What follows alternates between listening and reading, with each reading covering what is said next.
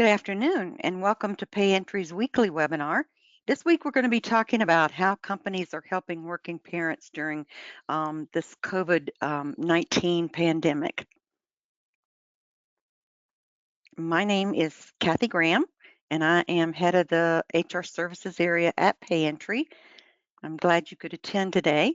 It takes time out of your day, so we're very quick to tell you what we're here for and all we know about the subject so that you can get back to work in a timely manner. Most of our webinars, if not all of them, last somewhere between 15 and 20 minutes. So they're just nuggets of news that we can share with you or information. Okay, so let's get started. Over the past months, we know that um, managing working kids is accelerated from a complex, persistent challenge into an all-out crisis, really, for some people. Employees have had to handle full-time jobs, full-time care, and full-time oversight of their kids' education without the benefit of regular support systems like school. Um, they've been very challenging for working parents, and families are navigating very difficult choices. Um, should I be concentrating on my family or should I be concentrating on my job? And you definitely don't want to lose good employees that decide I have to stop and deal with my family. I can't work anymore. That's how you lose your top talent.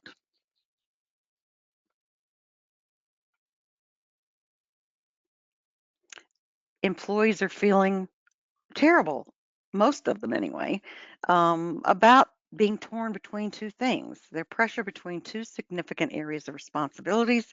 It's as though they're operating as a less than ideal team member at work, and they're a terrible parent, so they're not doing anything well. They're overwhelmed. And multitasking, I read something that said that we multitask today so much that we don't get anything done well. So it is compounded by the COVID-19 pandemic and what everyone has to deal with and take care of on a daily basis.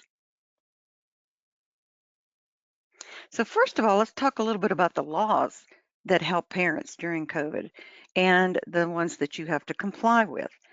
The Families First Coronavirus Response Act requires all employers that have 50 or more employees, 500 or less employees, excuse me, I'm getting on another wagon there, 500 or less employees to provide paid leaves related to childcare.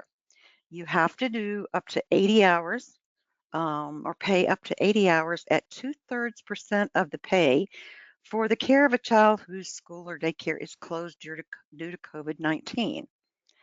So if the school is in, this doesn't apply because it has to be because someone could not get into their daycare or school because it's closed.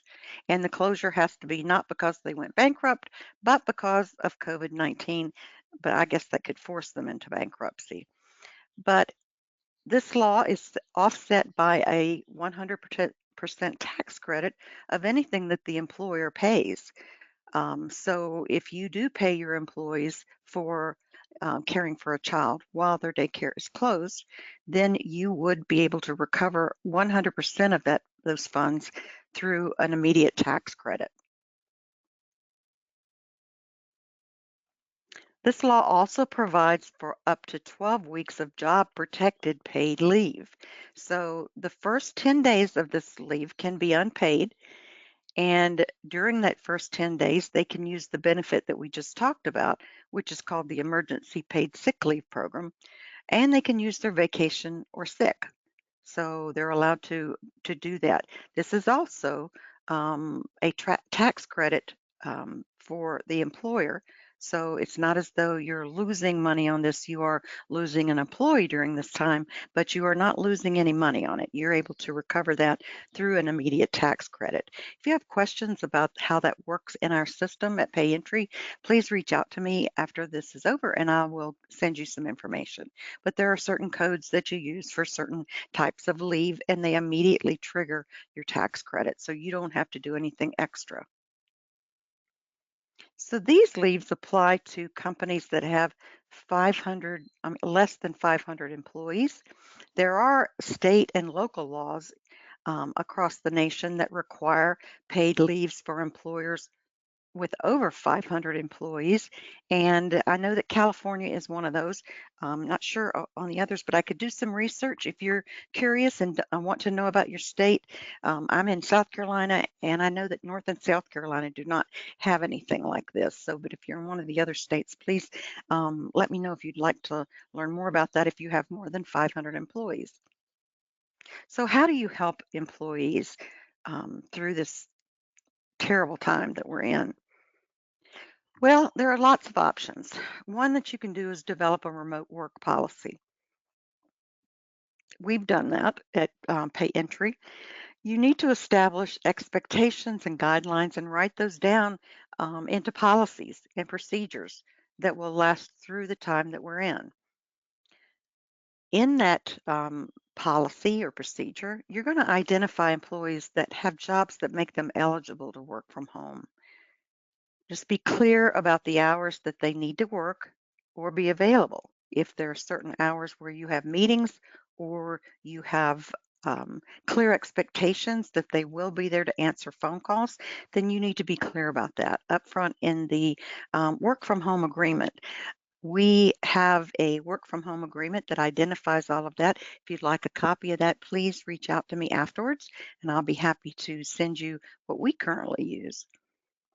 You need to be clear about the schedule for your virtual meetings and your check-ins, and do provide as much flexibility as possible when this person working from home is a parent because they are also dealing with virtual schooling and different childcare and school issues. So this remote work policy can be for parents and people who aren't parents, depending on your situation and the environment. I will tell you that there's always been some resistance from managers to allow people to work from home. It's because they feel like they won't get as much done or they won't be productive. You won't know what they're working on. There are very good ways around not having those things happen. And most of the time, studies have shown that people who are working at home, unless they're a problem when they were at work, will continue to be good employees and produce at a high level while they're at home, especially if you set those expectations up front. So that would apply to parents and non-parents. You could also offer alternative or modified jobs during the pandemic. I know some large companies are doing things like assigning short-term projects to people that they can work on at home. Um, So when you're doing this, though, be creative in determining how your jobs can be changed. And remember, this is temporary for the most part. Review the essential functions of the job of the person that needs to be able to work at home and potentially trim some of those non-essential functions or reassign them to someone else on a temporary basis.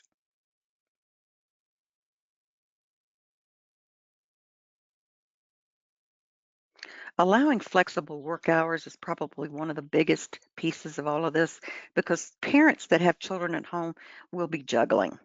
They're juggling school and their jobs and other things like cleaning the house and cooking dinner and mowing the yard and those kinds of things that you may have to do during the week. But before it was all put in neat little packages and there were hours to do each of those. Now things might get a little mixed up, but that's okay because this is not going to last forever. Once we come out of the pandemic, a lot of people will remain work at home because it's been seen as cost effective and productive. Productivity has gone up. But in the meantime, allow people to work the flexible hours that they need. If they're teaching their children, maybe before and after their virtual schooling. But do encourage employees to discuss with you and then work with them to set expectations around availability. It's not though as though you want them to work less hours, but you want them to be available when you need them and when the job needs them.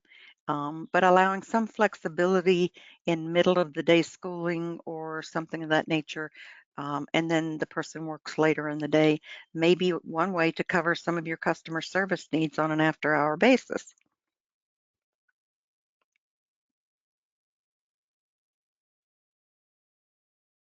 There's another way you can help, and that's with childcare and get a tax break at the same time.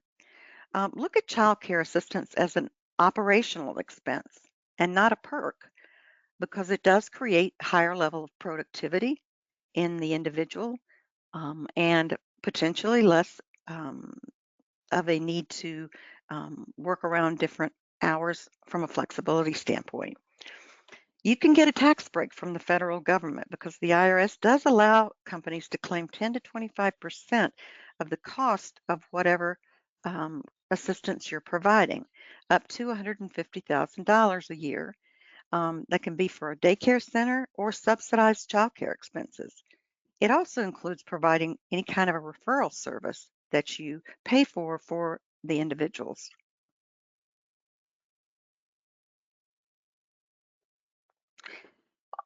This is something that you should be doing regardless of whether we're in the middle of a pandemic or not, but engage in ongoing dialogue. Right now, it's critical.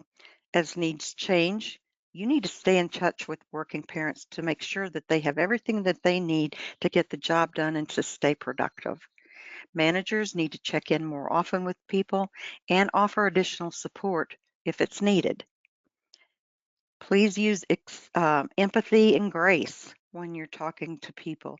And this will be critical for all of your managers and your supervisors to understand that they need to be using um, these types of communication when they're communicating with people that are working at home.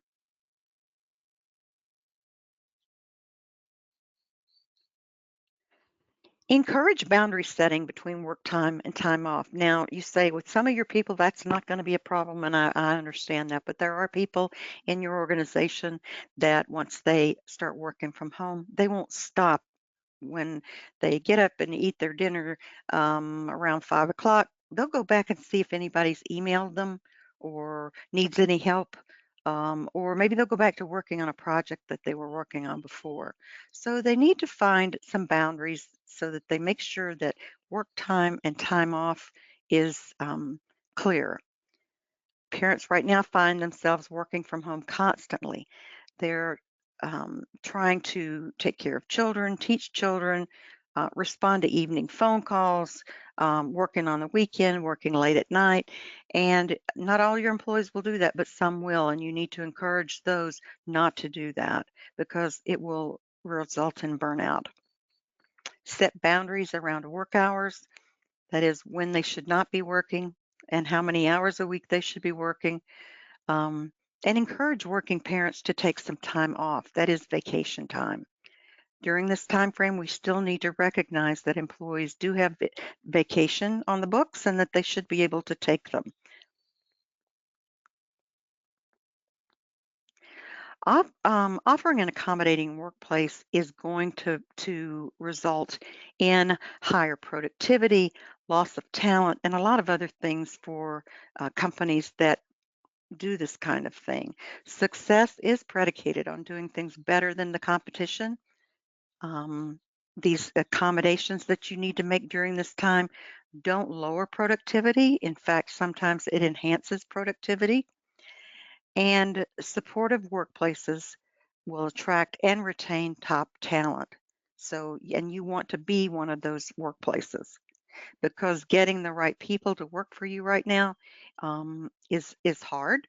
And the talented have jobs. The others are looking for jobs, but you want the people who are still working. And this will help you avoid losing your top talent. Some of your top performers may be parents, and they are, I can say without a doubt, they're under stress from balancing things. Employees right now are leaving the workforce. A lot of mothers are staying home, and that doesn't mean that fathers don't do it too, but a lot of mothers are feeling the stress and deciding to leave the workforce to handle parenting during this time, COVID pandemic. Once it's over, you may lose them to another employer when they're ready to go back to work. They may be looking for an employer that might have some additional flexibility. So, what should employers do? Number one, take a step back and look at your current situation. How many employees are parents of daycare or school age children? And are their schools and daycares open 5 days a week? Some are 2 days a week, some are not at all. So take all of that into consideration. Consider the options that we've talked about today to assist those parents who are under stress from dealing with both work and family issues. Ask your employees what would be helpful to them. They know what they need the most. And then gather all of that data and implement some new policies and practices. It should be temporary. You may find after the temporary period is necessary, then you want to do this longer term. But then again, this should be stated as a temporary stage in your company's um, business. So you can certainly change this later. But it is important to make sure that you address this in your workplace and not turn a blind eye to it, because the result of that will be that you lose good people, or that you're going to have some people that burn out and don't get their job done because they're struggling to do two things at once. Remember, multitasking is not always the best thing. So, if you have any questions right now, you have a questions box on your screen, and I would like for you just to type your questions in here if you have them. You can always email me after the presentation's over, or if you need a question asked or you want a form of some sort. But I'm here to help you. I wanted to mention too, while you're thinking about your questions, that in 2021, I'm sorry, in December, we're going to have a mini series on state legal updates for each state. The dates are here, and the states that we'll be covering in that particular date are listed. We will be posting this for registration next week, and so I think you might want to attend for the states in which you have employees working. We would um, be happy to talk to you about any particular issues that you have, but this will give you an idea about how to um, address the new laws that are coming up in at the first of the year. And again, my name is Kathy Graham, and you can reach out to me by phone or by email. Email's pretty easy to catch me. Sometimes I don't hear the phone ring because I've got something turned off, but I'm anxious to talk with you. It is a part of your basic pay entry service at or payroll service at pay entry, and you can reach out to us anytime. There is a question here that asks, is the 2-week COVID pay for employers with less than 50 employees tax deductible? Yes, it is. There is a direct tax credit immediately upon payment of that. You would code them a special way in our system, and it would trigger the tax credit at the same time that you're paying them. Another person says, I noticed Oregon isn't in the mini series. Are there no changes for Oregon? Let me ask Brianna. She put the training together. Brianna Grimes is my assistant. Well, she's not actually my assistant. We are sidekicks, and she's very helpful when it comes to these things. She's doing the training. Amy, I will reach out to you later and let you know. I would assume there would be changes in Oregon because you're a pretty progressive state. So let me check just to make sure. Okay. Are there any other questions? Okay, here's one. If an employee is sick, are we obligated to pay them if the employee is out of sick time? Not if they're just sick. If it is COVID, or if they're going into quarantine because they've been exposed to someone with COVID, or they have symptoms of COVID and are going to get a test, you would need to pay them. But that would be where you would receive the tax credit. My next webinar is going to be on the Families or the FFCRA Act, where we have all the information about the tax credit. There have been some changes, and so you might be on the lookout for that if you're interested in just getting a year-end update on that law. It does end 12/31, but I have a feeling it will be extended. We haven't heard yet, but I am doing a webinar to update everyone on it in a couple of weeks. But yes, if an employee is just out of sick time and they're out sick, no, you do not have to pay them, only if it's related to COVID. Here's another question. How long should an employee who tested positive with no symptoms stay home? According to current guidelines, um, they should stay at home for 10 days. Now, there are some um, companies that allow people to come back to work if they have been without a fever for, I believe it is 3 days.